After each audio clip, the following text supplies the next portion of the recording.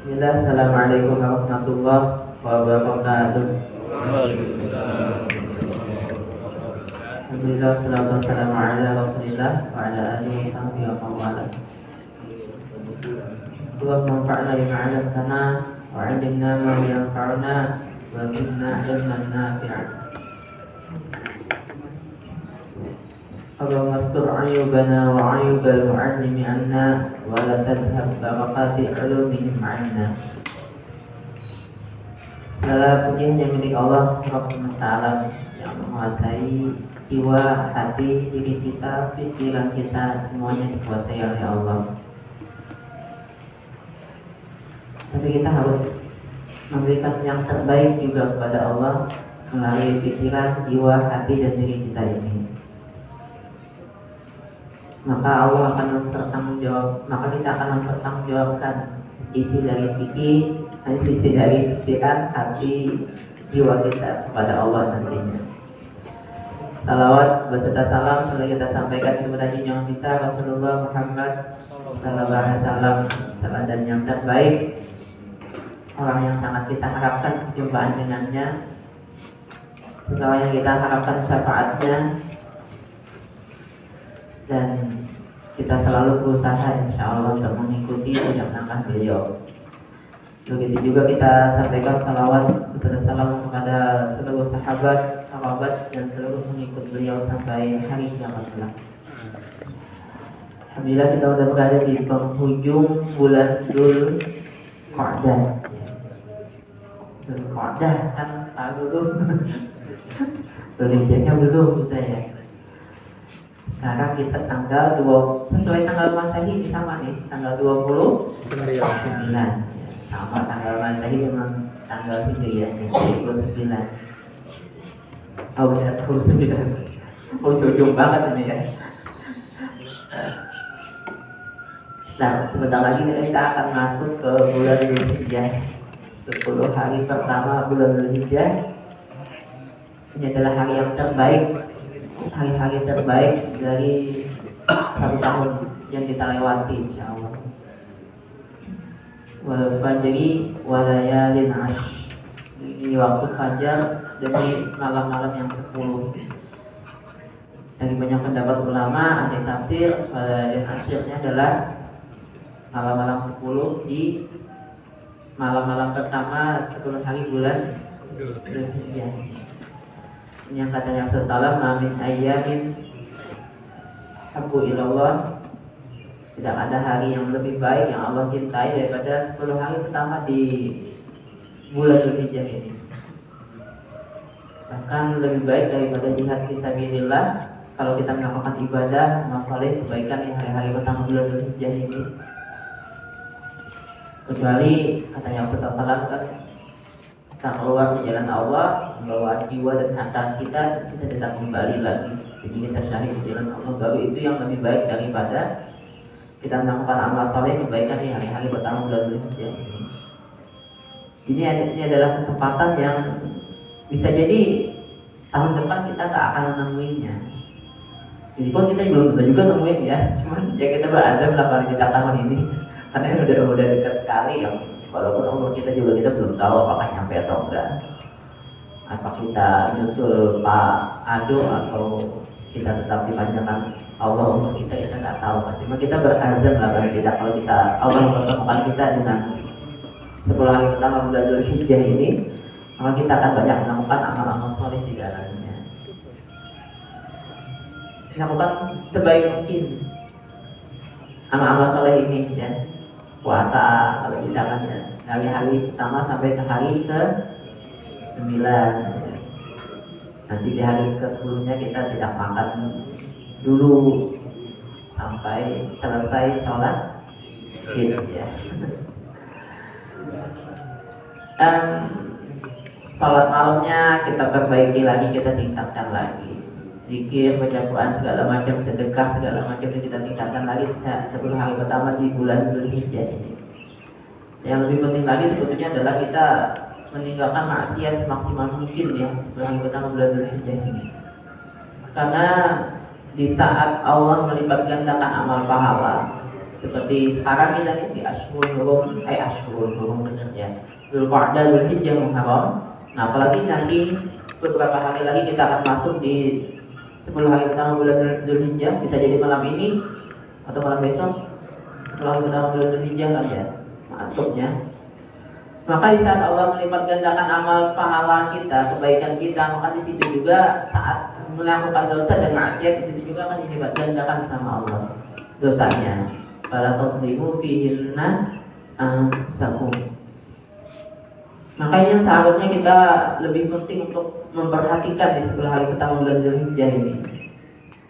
Selain kita meninggalkan amal ibadah kita, kebaikan-kebaikan kita, amal soleh kita, maka yang jauh lebih penting daripada itu adalah kita seharusnya meninggalkan maksiat semaksimal mungkin kita meninggalkannya.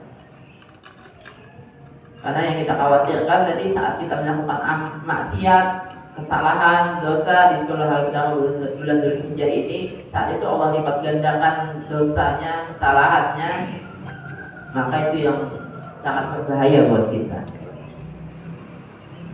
Maka tingkatkan amal soleh, tingkatkan kebaikan di 10 hari pertama bulan Dzulhijjah ini, dan diminimalisir, dikurangi semaksimal mungkin maksiat, kesalahan, dosa kita, baik kepada Allah ataupun kepada sesama manusia.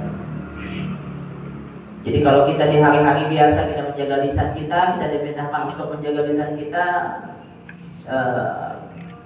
maka yu'minu billahi wal yawmil akhir falyaqul khairan aw liyasmut. Maka kita hanya mengatakan yang baik-baik saja atau kita diam. Maka di 10 hari pertama bulan Dzulhijjah ini, maka kita harus lebih lagi menjaga lisan kita. Kalau kita mungkin menjaga pandangan di hari-hari biasa, maka di 10 hari pertama ini kita lebih lagi menjaga pandangan kita. Semua dosa, maksiat, kesalahan seharusnya ditinggalkan semaksimal mungkin di 10 hari pertama Dzulhijjah ini. Sendal punya orang jangan asal dipakai di 10 hari pertama Dzulhijjah, karena bisa jadi kemudian kesalahan itu dilipat gandakan. Tapi jangan juga balik lagi setelah hari-hari itu. Makanan geletak ya jangan asal dimakan gitu ya, karena melihat pengen aja. Dosanya yang akan jauh lebih berlipat ganda kalau kita lakukan maksiat di 10 hari pertama Dzulhijjah ini. Itu sekedar mengingatkan saja. Itu sekedar mudah-mudahan saja. Mudah-mudahan kita bisa memaksimalkan 10 hari pertama Dzulhijjah ini, karena sayang sekali kalau kita melewatkan 10 hari pertama ini seperti hari-hari yang lainnya.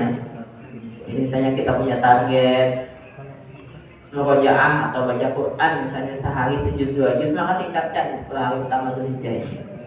Kita punya target zikir berapa misalnya setiap harinya, maka tingkatkan di 10 hari pertama Dzulhijjah ini. Salat sunnah misalnya kita bisa melakukan seberapa, salat tahajud misalnya biasa beberapa rakaat, maka tingkatkan. Itu dari segi kuantitas ya, kualitasnya juga seperti itu. Termasuk tadi kalau bisa kita puasa sunnah dari tanggal 1 sampai tanggal 9 ya. Salah satunya juga disunahkan dari 10 hari pertama Dzulhijjah adalah membuat banyak takbir ya, takbiran. Allahu Akbar, Allahu Akbar. Dari tanggal 1 ya.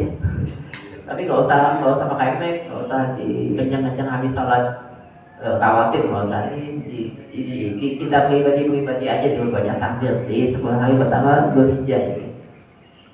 Nanti mulai ramenya tanggal 9 di hari Arafah ya. Kalau sampai Arafah nggak puasa tuh terlalu banget ya. Hah? Oh 89, oke siap. Kita 9 dulu. Kalau sampai 9 nggak puasa itu terlalu banget. Berapa tahun? Nggak usah diampuni. 2 tahun ya. 1 tahun sebelum, 1 tahun sesudah. Kecuali merasa kayak bayi nggak punya dosa, apa-apa lah nggak puasa ya. Kalau merasa seperti bayi karena habis keluar bulan Ramadan nggak punya dosa dan maksiat, nggak punya dosa dan kesalahan, nggak apa-apa lah nggak puasa. Karena kita semua merasa terlalu banyak dosa dan kesalahan kita, maka sampai kalau nggak sampai puasa di 9 Dzulhijjah itu ya terlalu. Karena fadilatnya begitu besar. Tambahin 8 nanti katanya Bang Guru tadi hari tarawih ya. Ya tapi ini bukan ini yang saya sampaikan secara keseluruhan, ini hanya mukadimah saja.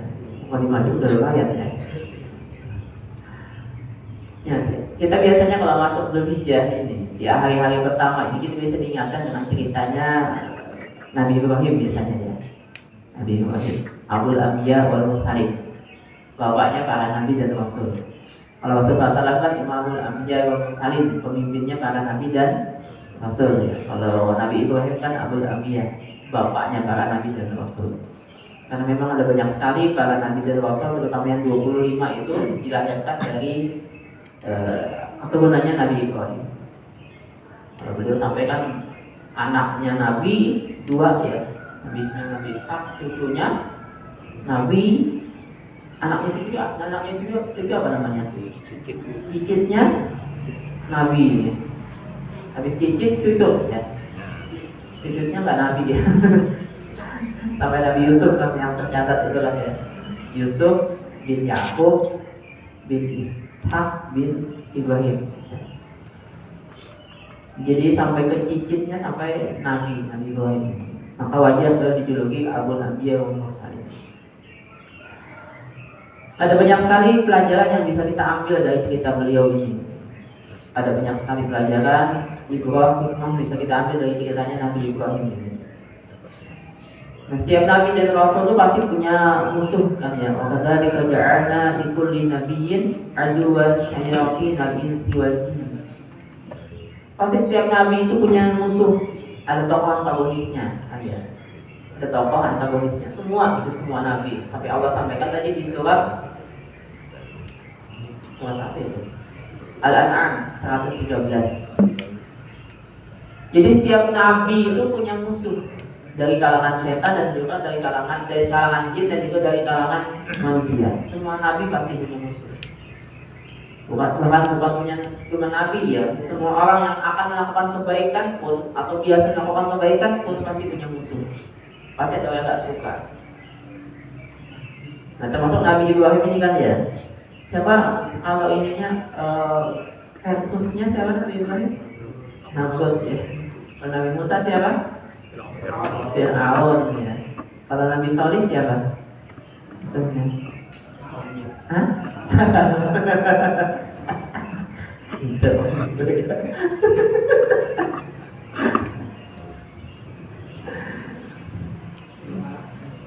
Nah, yang menariknya, kalau nabi-nabi dulu itu, termasuk Nabi Ibrahim ini, ketika ada musuhnya itu, nggak langsung diperintahkan untuk ada konfrontasi. Nggak langsung diperintahkan ada konfrontasi gitu ya, perlawanan, perang. Nggak langsung diperintahkan seperti itu. Nabi Ibrahim ini dengan Namrud ini, ketika beliau akan dilemparkan ke api, akan dilemparkan ke api benar. Beliau nggak diperintahkan lari ataupun menghindar, tidak. Diperintahkan untuk tetap di tempatnya saja, nggak ada konfrontasi. Nggak ada konfrontasi ya. Nggak ada perlawanan gitu. Nabi Isa misalnya kan ya, Nabi Isa saat akan disalib, walaupun kemudian diserupakan yang lain kan ya, beliau kemudian diangkat. Ada nggak disuruh melawan? Beliau disuruh untuk memobilisir pengikutnya yang 11 orang, 12 orang itu untuk melawan penguasa Romawi saat itu. Ada nggak disuruh kayak gitu? Nggak ada ya. Disuruh hanya apa itu Nabi Isa? Menghindar saja kan ya. Yang sampai kemudian pengikutnya si Yudas Iskariot diserupakan dengan beliau. Nggak disuruh melawan kan ya? Benar nggak? Iya, saya kalau dengar diam-diam gini kayaknya salah gitu kayak saya.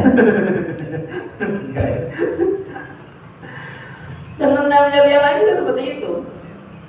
Hanya disuruh menghindar saja mereka. Nabi Soleh tadi yang lawannya adalah salah.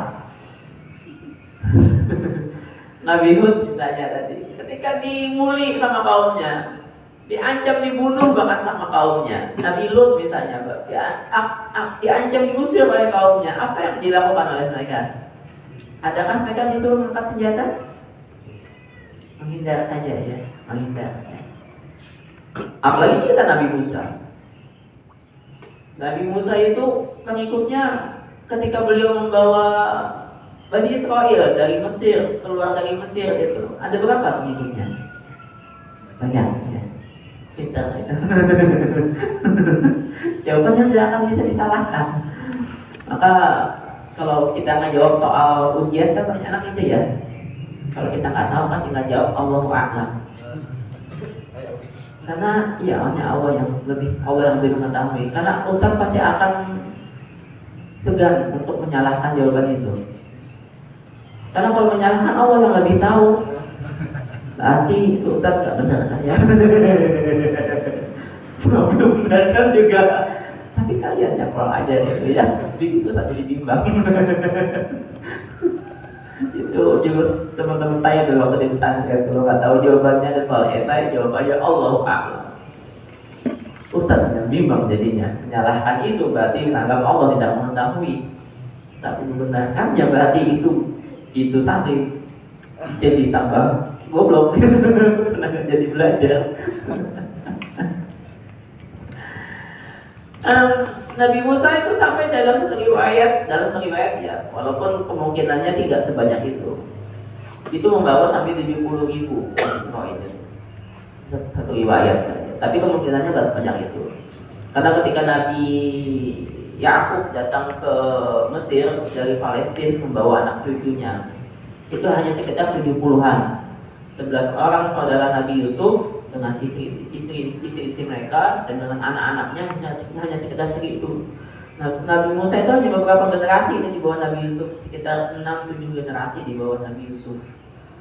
Nah, mungkin ya ribuan sih ada mungkin angka yang di bawah Nabi Musa itu, tapi nggak nyampe 70.000, tapi satu ayat 70.000. Tapi dengan angka segitu tadi Nabi Musa ada nggak disuruh melawan Fir'aun? Ada nggak disuruh melawan Fir'aun? Ada. Hanya disuruh apa?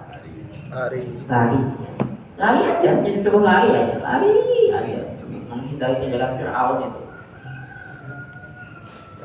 Nggak langsung ada konfrontasi di situ, sampai kemudian mentok Laut Merah, bingung tuh. Bani Israel nggak ada juga disuruh berpaling, katanya Allah. Angkat senjata lawan ke Fir'aun, nggak ada kayak gitu. Mereka mengatakan hatta idza adrakahu al-gharaqu qala masalah surat apa itu? Syu'ara itu.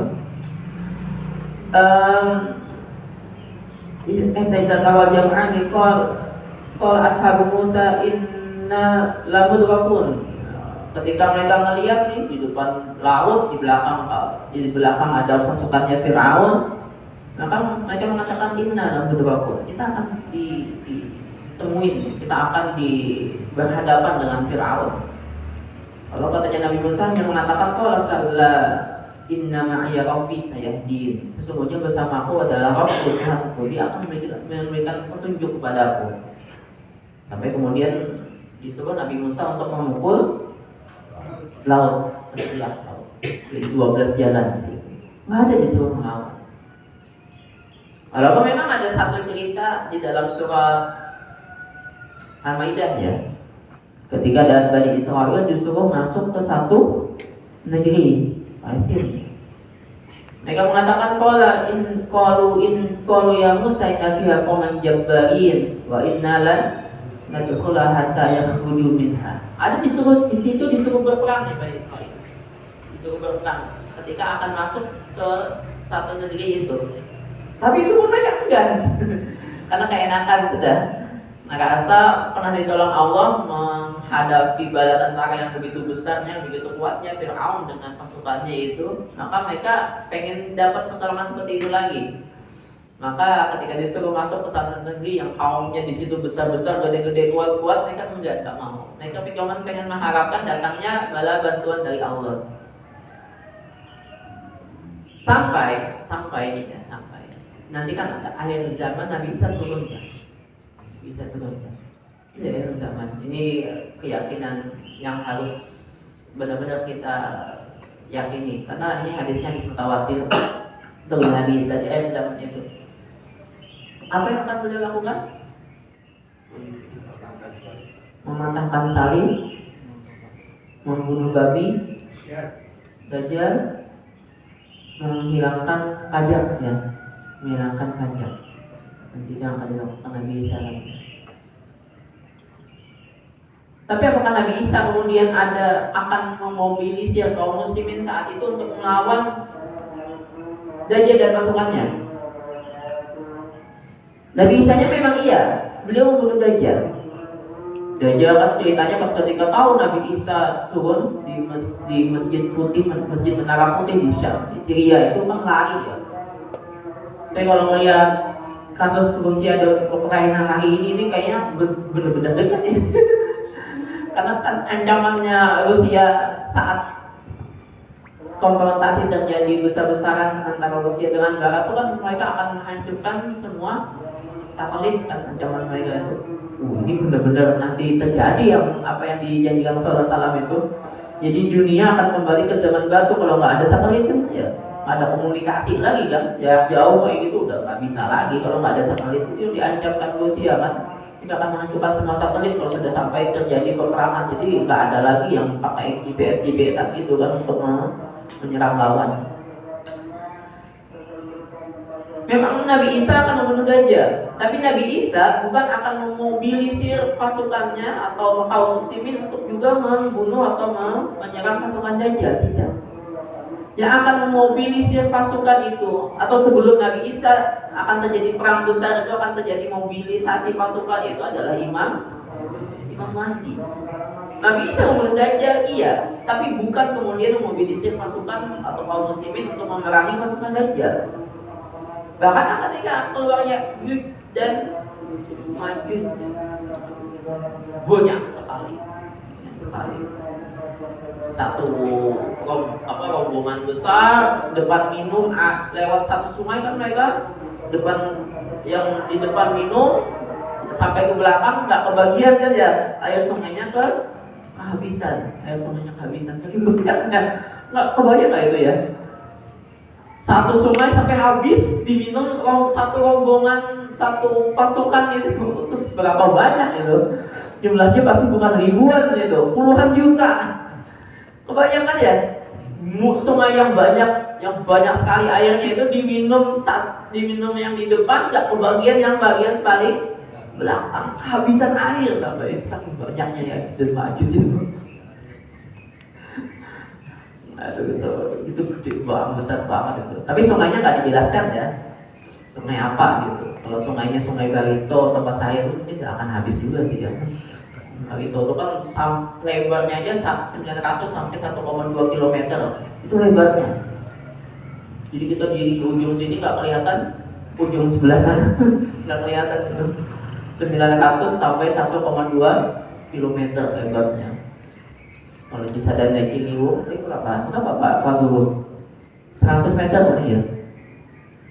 Ciliwung di Sadana itu nggak nyampe ya? Ya rasa gitulah ya. Itu jawaban paling aman juga sama.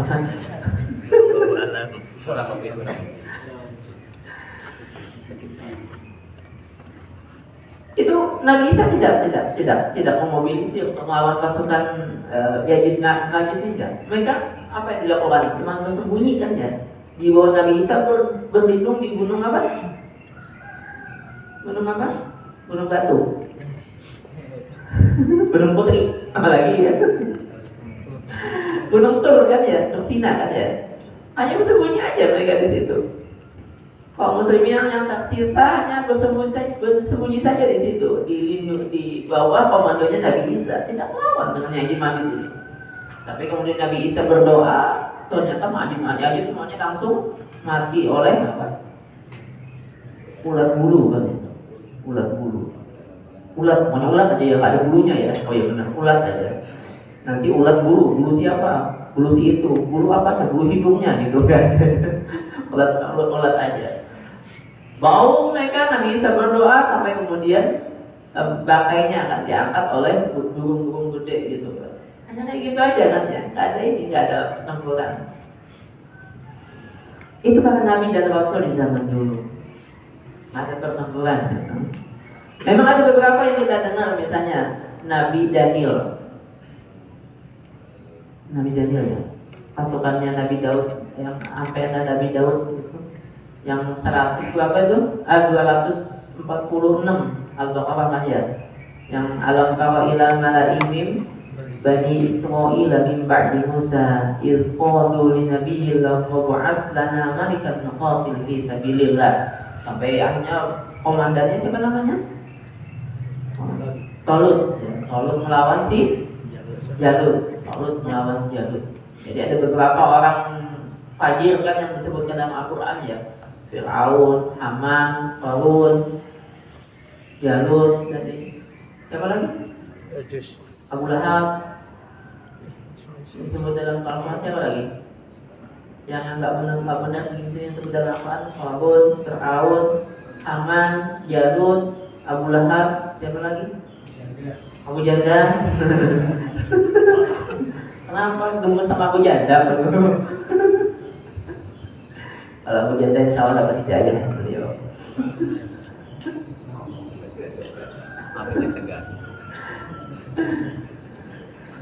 Walaupun ada cerita kayak gitu ya, ada cerita tadi ada sampai kemudian datangnya sampai kemudian terangkatnya Nabi Daud di situ. Ada juga cerita Nabi Daniel tadi yang pas Nabi setelah Nabi Musa, yang ketika mereka berperang melawan satu pasukan di satu tempat itu, lalu kemudian matahari akan tenggelam, Lalu Nabi ini berdoa sama Allah, karena kalau sampai matahari tenggelam, kemudian pasukan bubar, nih perang berhenti. Nah, Nabi ini khawatir pasukan musuh akan mempersiapkan kekuatan lagi untuk peperangan yang lebih hebat lagi di besok harinya. Maka beliau berdoa untuk Allah menahan tenggelamnya matahari. Pernah cerita ini kan? Nah, pernah aja ya, pernah ya. Jadi cerita dalam hadis sahih ini, hadisnya di sahih. Kemudian Allah tahan itu matahari untuk tidak tenggelam sampai akhirnya Nabi ini dan pasukannya, Nabi nggak disebutkan siapa sih ya dalam hadis itu. Nabi ini kemudian mengalahkan pasukan musuh. Tenggelamnya ditahan Allah, tenggelamnya matahari. Ada memang cerita-cerita seperti ini, tidak banyak. Cerita-cerita pasukan kaum muslimin melawan pasukan kaum kufar di zaman para nabi dan rasul. Bahkan kalau kita lihat di kerajaan sebesar Nabi Sulaiman sekalipun, hampir nggak ada konfrontasi peperangan, itu hampir nggak ada. Ketika Nabi Sulaiman misalnya kan mendakwahi Ratu Bilqis, gampang banget ya, tinggal minta jin ngangkat singgasananya Ratu Bilqis kan ya, datangnya Ratu Bilqis apa Bilqis apa Balqis, sama semuanya ya. Sama kayak Tirmidzi, Turmidi, sama semua. Boleh dibaca Imam Tirmidzi, Tirmidzi sama Turmidi. Gampang banget kan? Beliau datang ke Nabi Sulaiman ke Palestina dari Yaman, beriman, sudah selesai. Tidak ada cerita konfrontasi apa-apa di situ. Tidak ada cerita peperangan di zaman Nabi Sulaiman. Padahal beliau punya pasukan begitu besarnya, yang bukan cuma dari manusia, kan sampai dari bangsa jin segala. Itu zaman Nabi dan Rasul zaman dulu. Beda sekali dengan kita kaum muslimin di hari ini. Beda sekali dengan Nabi kita. Beda sekali dengan umatnya Rasulullah SAW kita pada hari ini. Kita bukan umat yang lari ketika menghadapi musuh kita. Kita bukan umat yang disuruh untuk menghindar ketika ada musuh, tidak seperti itu. Lalu kita cuma mengharapkan setelah menghindar, kita mengharapkan pertolongan Allah menghancurkan seperti Allah menghancurkan musuh-musuh kita, seperti Allah menghancurkan kaum Ad, seperti Allah menghancurkan kaumnya Nabi Soleh, kaum siapa tadi? Kaum Samud. Seperti Allah menghancurkan kaumnya Nabi Syuaib, kaum Ashabul Madyan, Ashabul Ahqaf. Tidak seperti itu. Beda sekali kita dengan umat zaman dulu itu. Maka Allah wajar kemudian menyematkan kepada kita kaum muslimin, umatnya Nabi Muhammad ini mengatakan kuntum khairu ummah. Kita adalah sebaik-baik umat. Karena kita tidak diperintahkan ketika ada musuh untuk berlari, menghindar, atau berdoa saja kepada Allah. Tidak seperti itu. Tapi kita disuruh menghadapi musuh-musuh kita. Kita tidak seperti Nabi Ibrahim, walaupun memang dengan kemuliaan beliau yang begitu luar biasanya, begitu taatnya beliau kepada Allah, ketaatan yang paripurna Nabi Ibrahim itu kepada Allah, ketaatan yang sempurna, ketaatan yang tak pakai mikir. Ketika Allah memerintahkan sesuatu langsung itu beliau lakukan. Yang sampai kita dapatkan kita yang begitu luar biasa kan di saat Idul Kurban ini. Bukan cuma diri beliau, keluarga beliau sanggup mengorbankannya untuk Allah. Tidak ada cerita peperangan di masa-masa beliau. Beliau memimpin pasukan misalnya, menyerbu musuh atau mempertahankan daerahnya. Nah, wajar tadi Allah mengatakan kita ini khairul ummah, sebaik-baik umat. Karena kita memang digiatkan Allah umat yang penuh dengan konfrontasi. Dan dalam hidup Nabi kita saja ada berapa kali peperangan yang beliau ikuti? Dan berapa kali lah? Mana hilang? Banyak kan? Paling tidak kan ada 27 apa namanya? Apa ini yang diikuti Nabi itu? Peperangan apa namanya? Ghazwah. Ada paling tidak kan ada 27 kali ghazwah. Yang gede-gede kan ada sekitar berapa tuh? 11 ya? Apa yang gede-gede itu? Badar, Uhud, Badar Kubra, apa lagi bisa tuh? Ahzab, Khaybar, Hudaybiyah, Fatu Makkah, Tabuk ya, gede-gede itu ya. Ada lagi nanti Bani Mustalik, ada Ghazwah Riqab yang kecil-kecil yang sudah ikuti. Ada banyak sekali sampai kehidupan Rasulullah SAW itu ketika di Madinah itu setengahnya beliau habiskan untuk mengikuti peperangan. Itu nggak ada di zaman dulu. Sampai sebegitu hebatnya. Sampai para sahabat tuh bahkan mengeluh pada kapan istirahatnya kita ini. Kapan kita ini bisa santai, bisa menikmati hidup seperti zaman dulu atau seperti orang-orang lain, bisa bercocok tanam, bisa berdagang, tenang kehidupan kita sama keluarga. Kita bisa menikmati seperti itu. Rasulullah mengatakan kita akan bersantai ketika saat satu kaki kita menginjak surganya Allah. Yang ada kita disuruh lari atau bersantai-santai. Ingatnya dan Muhammad ini. Di perang Mu'tah sekalipun ya, itu perang yang begitu dahsyat kan ya. 3.000 kaum muslimin menghadapi berapa? 200.000. 200.000. Itu aja nggak ada disuruh lari. Gitu. Karena Rasulullah SAW masih hidup. Beliau melihat itu kejadian perang Mu'tah itu terbunuhnya Ja'far, terbunuhnya Zaid dulu ya, orang yang sangat beliau cintai, Zaid bin Harisah ini kan. Anak angkat beliau yang sangat beliau cintai. Terbunuhnya lagi Ja'far bin Abi Thalib. Terbunuhnya lagi Abdullah bin Rawaha.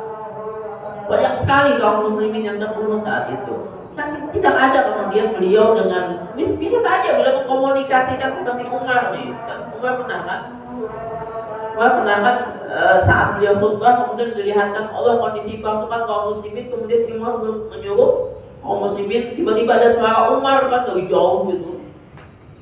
Umar bin Khattab radhiyallahu anhu, tiba-tiba ada suaranya dari jauh terdengar oleh kaum muslimin yang sebegitu jauhnya, tempatnya ribuan kilometer, mendengar, berlindung kalian di balik bukit. Umar melihat dan suaranya tiba-tiba di saat khutbah di Masjid Nabawi, Masjid Madinah. Beliau berteriak, berlindung kalian di balik bukit, wahai pasukan. Tiba-tiba nyampe suara itu di sana. Saat itu di mana tuh perang apa tuh? Perang Romawinya waktu itu. Saya lupa apa ya. Bisa saja terjadi seperti itu. Umar bin Khattab radhiyallahu anhu saja Allah kasih keistimewaan seperti itu bisa. Apalagi Rasulullah SAW. Tapi tidak. Nggak disuruh lari, yang bahkan pasukan kaum muslimin yang di perang Mu'tah yang begitu dahsyat, yang 3.000 melawan 200.000 itu bahkan mereka diledek sama kaum muslimin, dianggap pengecut, lari dari medan perang. Padahal yang dilawan tadi nggak main-main. Ini 1:66 kan ya, 1:66. 3.000 kaum muslimin melawan 200.000.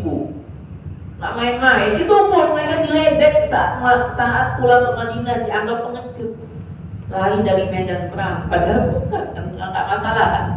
Ya ayyuhalladzina amanu idza laqitumul ladzina kafaru zahfan fala tuwalluhumul adbar wa man yuwallihim yawma idzin duburahu illa mutaharrifan liqital aw mutahayyizan ila fi'ah. Masalah.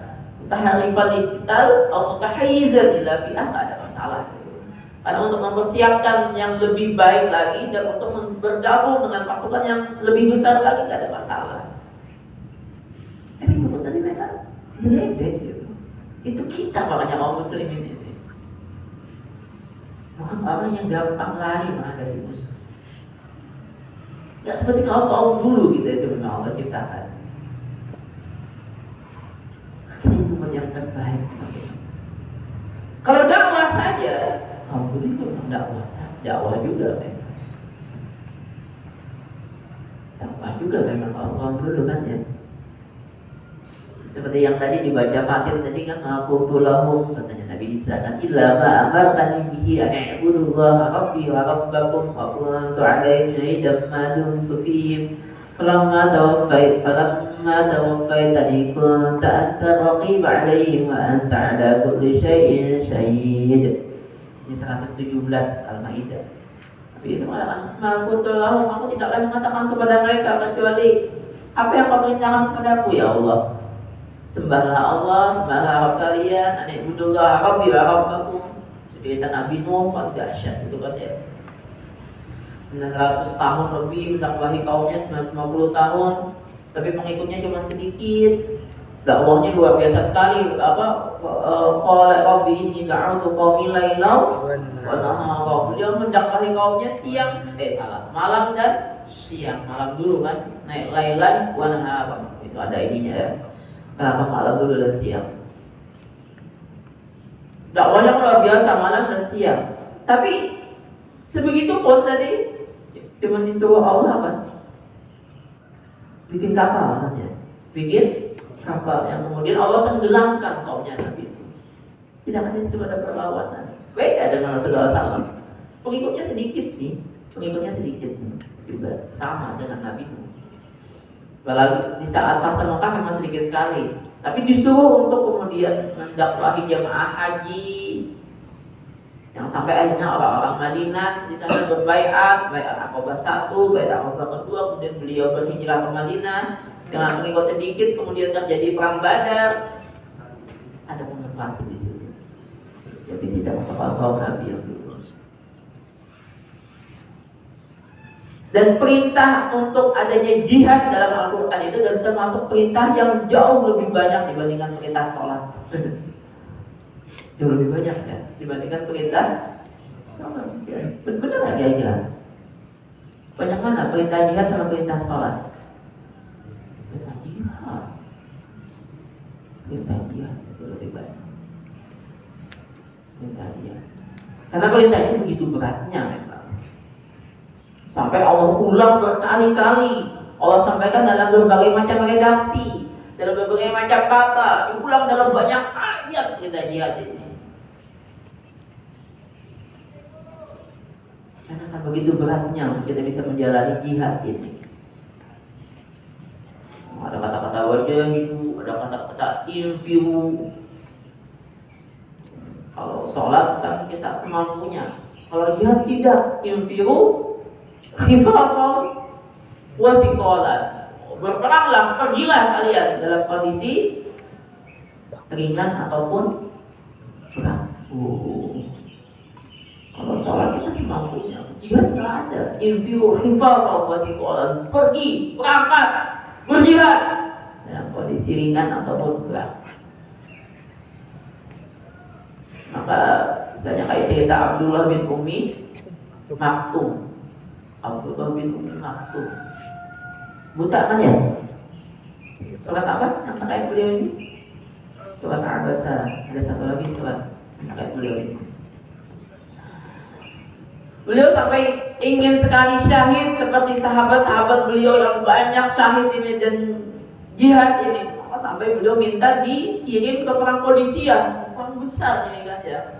30.000 kaum muslimin melawan 200 ribuan pasukan Persia. 30.000 tapi yang ini yang buat 3.000 yang kayak perang Mu'tah tadi kan 30 ribuan ini. Yang dipimpin Sa'ad bin Abi Waqqas. Sa'ad bin Abi Waqqas. Dia pengen sampai jihad, sampai syahid, padahal punya buta, total butanya, nggak melihat apa-apa. Apa yang pengen beliau lakukan cuma ngangkat panji perang aja, ditaruh di tengah-tengah antara kaum muslimin dan pasukan Persia, masih mati. Tapi itu saking pengennya, saking bergairahnya kaum muslimin dengan jihad itu, sampai nggak bisa ngapa-ngapain pun. Pengen mendapatkan kemuliaan seperti itu. Maka kita teman-teman yang dirahmati Allah, apalagi kita nih para pejuang Al-Quran, para pencinta Al-Quran, enak ya pencinta pejuang Al-Quran ya. Maka bukanlah saatnya untuk kita diam-diam, apalagi pada hari ini, menikmati kondisi kita santai-santai dengan apa yang kita lakukan pada hari ini, tidak. Karena pejuang pencinta Al-Quran itu tentunya akan memperjuangkan tegaknya kandungan Al-Quran dan akan juga melakukan apa yang diperintahkan Al-Quran. Maka dari Allah banyak sekali ayat yang memberitakan tentang jihad. Maka kita para pencinta pejuang Al-Quran harus melazimi itu. Kalau kita lihat pada hari ini banyak hukum-hukum dalam Al-Quran yang disepelekan orang, yang nggak dipedulikan orang, yang sampai diolok-olok sama orang. Kurang ajar banget kan ya. Dikasih gratis minuman keras yang namanya Muhammad. Ngikut banget gitu ya. Muhammad juga mabuk kan ya Allah. Kayak gitu kan? Muhammad banyak juga tuh Muhammad mabuk gitu. Buktinya tuh punya yang namanya Muhammad dapat gratis gitu. Kurang ajar banget kan ya. Nah, nggak ada waktunya buat kita sebetulnya untuk diam-diam pada hari ini, untuk santai-santai pada hari ini. Makanya sampai dalam perang Yamamah itu sampai melawan siapa? Yamamah itu melawan musuh. Setuju nggak melawan musuh? Setuju. Melawan musuh. Musailamah Al-Kadzdzab 100.000 Bani Hanifah itu. 100.000 Bani Hanifah. Pengikutnya Musailamah itu 100.000. Walaupun angka itu juga saya nggak terlalu yakin juga sih. Terlalu besar menurut saya 100.000. Tapi dalam catatan sejarah, dalam catatan sejarah 100.000. Bani Hanifah, Bani Hanifah Musailamah ini, Musailamah Al-Kadzdzab ini. Musailamah Al-Hanafi. Bani Hanifah. Kaum muslimin 30.000. Pemimpinnya waktu itu yang menumpas Musailamah ini bukan 30.000, salah, 12.000. 12.000. Yang pemimpinnya Khalid bin Walid. Ini cerita yang banyak sekali kalau kita melihat peperangan Yamamah. Hampir kalah kaum muslimin. Hampir kalah kaum muslimin.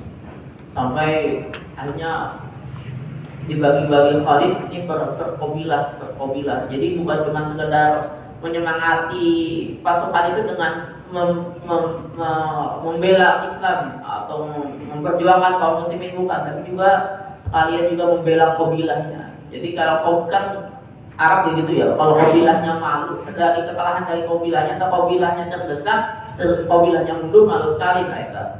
Maka ada teriakan bukan cuma sekedar wahai kaum muslimin, tapi ada teriakan masing-masing kabilahnya. Itu strateginya Khalid bin Walid. Sampai Barok bin Malik dilemparkan ke dalam bentengnya Musailamah. Seru itu cerita, kalau kita cerita Pak Yamamah itu. Tapi saya nggak pengen menceritakan secara utuh para yang mama ini, cuman dari pak yang mama inilah yang kemudian Umar bin Khattab radhiyallahu anhu minta Abu Bakar bin Siddiq untuk Abu Bakar As-Siddiq untuk membukukan Al-Quran. Kenapa katanya Umar? Karena banyaknya penghafal Quran yang artinya apa ya penghafal Quran itu?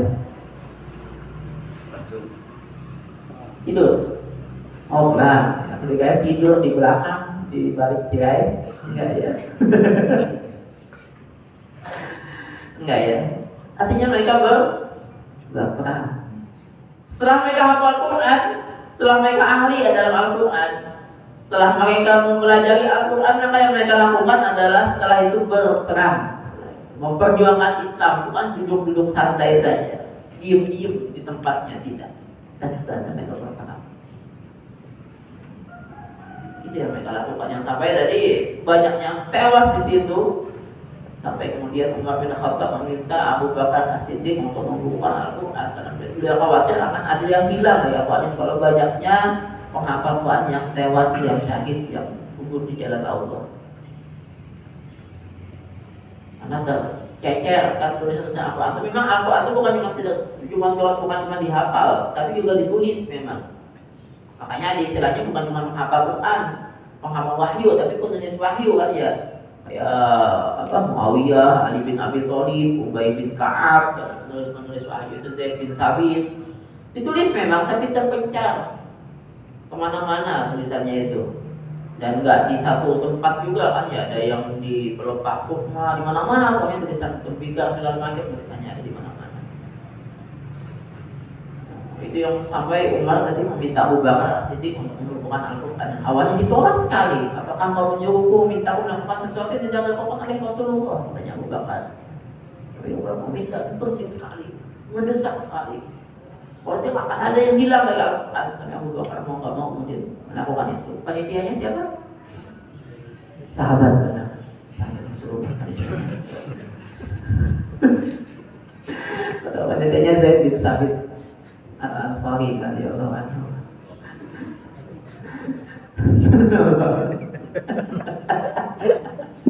Ikut aja Pak Guru. Nanti dia pas ngasih soal matematika mau dijawab lagi nanti gitu. Allah alam. Insya Allah.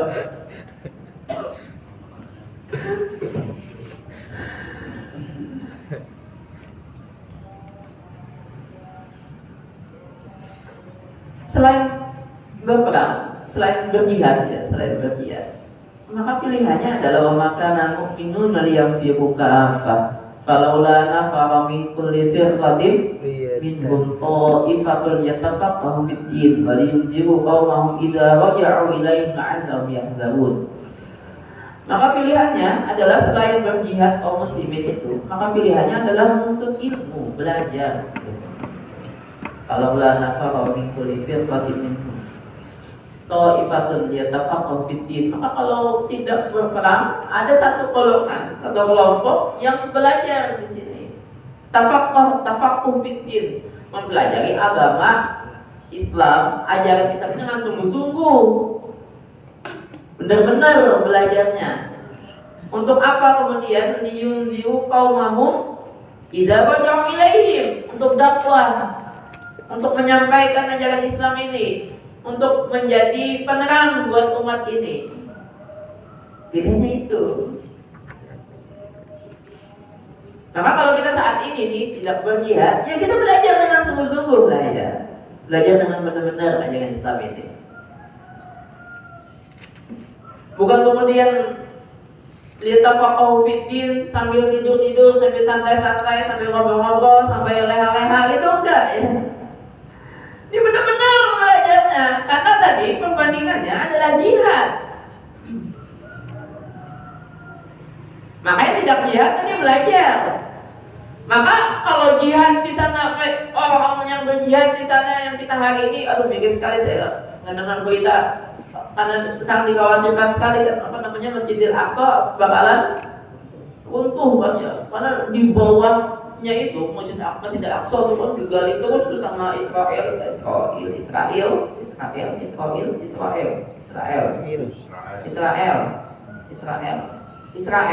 Nah gitu ya, Israel.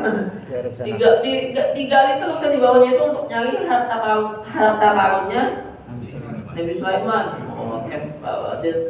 Solomon Temple itu katanya karena dibangun di atas Solomon Temple kan, Masjid Al-Aqsa itu. Digali terus kan sama mereka. Jadi kalau ada guncangan sedikit saja, ada bom sedikit, langsung bisa runtuh ke Masjid Al-Aqsa. Kebayang siapa akan yang terjadi ya? Kalau Masjid Al-Aqsa runtuh, ya kita diam-diam aja gitu. Apa seperti hari ini kalau sampai Masjid Al-Aqsa benar-benar runtuh nih. Kalau sampai kaum muslimin diam-diam saja, kaum muslimin di banyak negara diam-diam saja, kaum PPP Islam masih diam-diam saja, itu benar-benar dikuasai barat gitu ya. Kalau sampai Masjid Al-Aqsa runtuh, kita diam-diam aja. Nanti balik dikatakan macam-macam, jadi sebab untungnya pondasinya nggak kuat, pondasi nggak kuat 1300 tahun umurnya itu. Ya, itulah tadi ya. Orang India kayak gitu aja kita cuma bisa mengecam segala macam, kita nggak bisa ngapa-ngapain ya.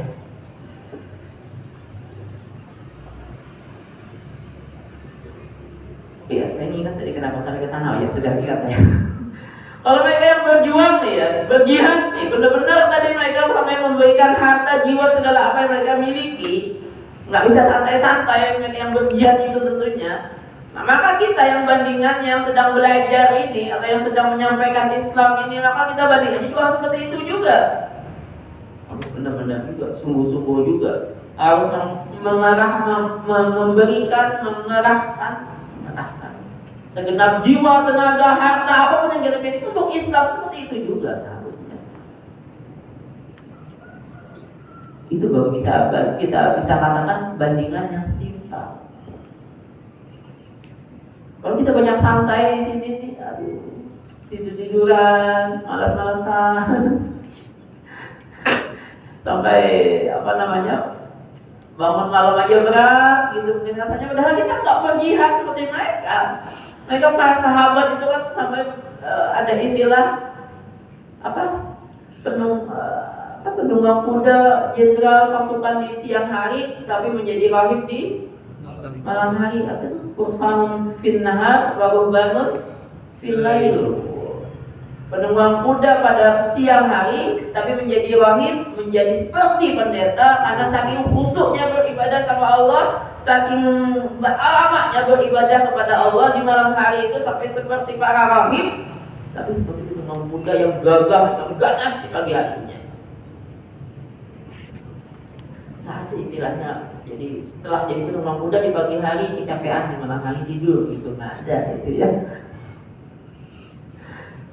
Fursanun fil nahar wa manamun fil lail, kira gitu ya.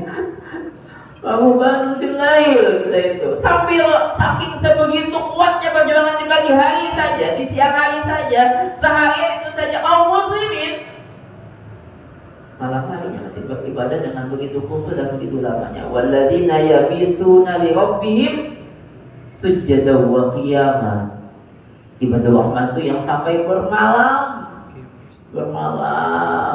bersama Rabbnya sambil sujud dan sambil berdiri. Bermalam itu maksudnya nggak mungkin cuma bermalam setengah jam ya, berjam-jam tentunya. Namanya bermalam itu bersama Allah, berasyik masuk, bermesraan sama Allah.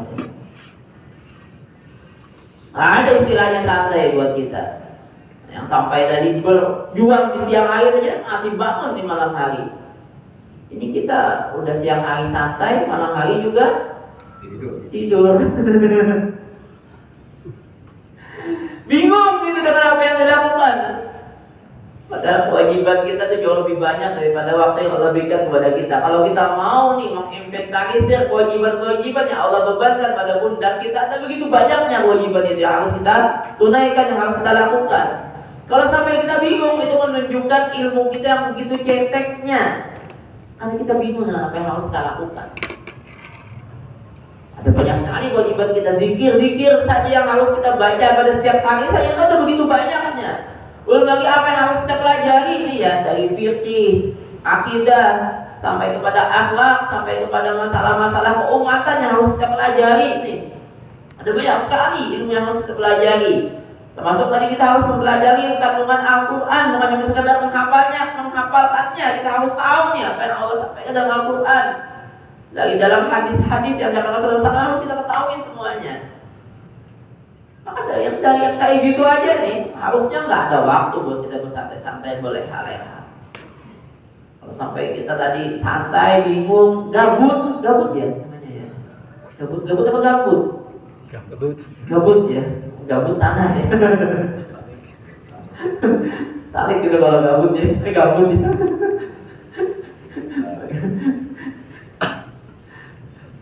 Kalau sampai gabut nih bingung apa yang dilakukan, itu menunjukkan tadi ilmu kita itu yang begitu, iya, membingungkan. Ada banyak sekali, jangan sampai kemudian lagi di rumah nih, yang dipegang ini habisin waktu ke sini, astagfirullah, itu gabut gitu. Yang dibuka nggak jelas, yang dibuka-buka paling postingannya orang dilihat, itu kalau mesti penting ya, daripada kalau main game, aduh, benar-benar nggak ngerti dengan kewajiban yang harus kita selesaikan pada setiap harinya itu. Ya gitu ya teman-teman, insyaallah mudah-mudahan tadi ada satu waktu yang Allah karuniakan kepada kita bisa berjuang untuk perang di jalan Allah dengan sebenar-benarnya. Karena jangan sampai kita nggak punya keinginan untuk mati syahid di jalan Allah. Jihad sabiluna, al-mautu fi sabilillah, asma'ulillah. Mati di jalan Allah adalah cita-cita kita yang tinggi. Semoga bermanfaat kepada kita syuhada semuanya. Yang sampai katanya Rasulullah SAW, seandainya kita tahu betapa enaknya mati syahid itu, kita sampai ingin bahkan mati, hidup lagi, mati lagi di jalan Allah lagi, kemudian hidup kembali sampai segitu kita pengen berulang. Seandainya kita tahu betapa nikmatnya, betapa lezatnya mati di jalan Allah itu. Kelihatannya saja tersiksa, kelihatannya saja dari zahirnya saja mereka yang mati di jalan Allah itu seperti dalam penyiksaan, padahal apa yang mereka rasakan adalah kenikmatan. Seperti Masitoh ya namanya ya, dikasih nama itu, yang sampai anaknya semuanya dicelupkan ke dalam kuali, kuali minyak goreng atau air mendidih ya. Air mendidih sampai dia sendiri pun agak berat karena dia sedang menggendong bayi, karena bayinya yang bulat. Tapi anak-anaknya semuanya yang sudah mati, yang sudah tewas, yang sudah meninggal itu menyemangati beliau untuk kemudian terjun ke dalam kuali. Jadi bahkan anaknya yang dalam gendongan pun kemudian ngomong, beliau juga terjun ke dalam, karena kelihatannya saja langsung jadi tulang belulang gitu. Kan air mendidih memang minyak ya. Langsung jadi tulang belulang, langsung tersisa tulang, langsung habis badan itu dalam riwayat masih sok ya. Atau cerita ashabul ukhdud. Tapi itu tadi ya, kalau zaman dulu memang nggak diperintahkan untuk berperang. Ashabul ukhdud ini coba sampai 20.000 korban itu kaum muslimin. Ashabul ukhdud itu surat apa itu? Al-Buruj ya. Kembali ke jawab, surat apa itu? Ada pokoknya dalam Al-Quran gitu. 30. Ya nggak ada lawan itu, mereka disuruh nyebur aja, nyebur aja dalam api itu.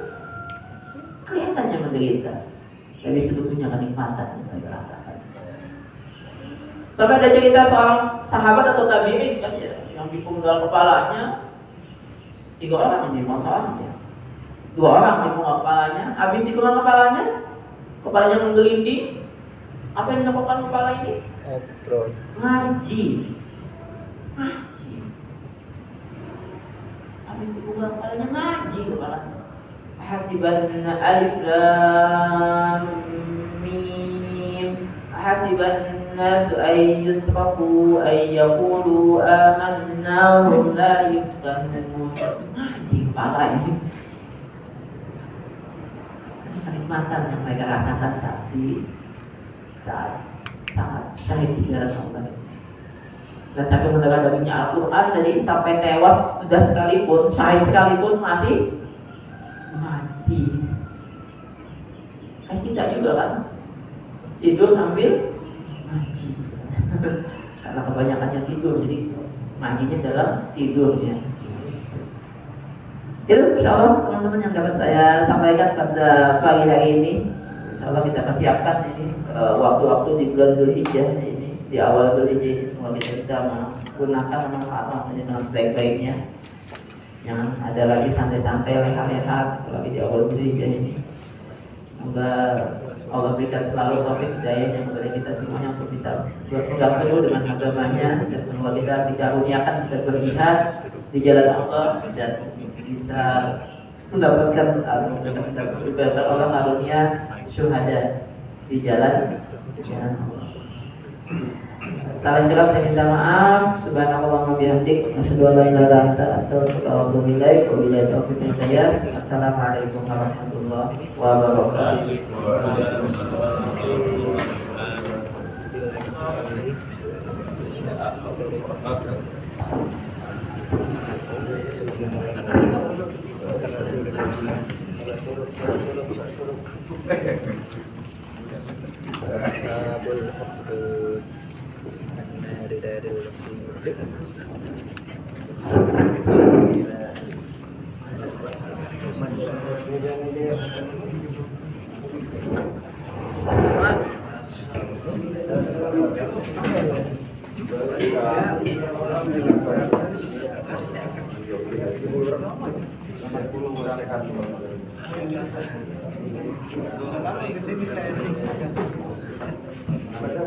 Sendirian ya.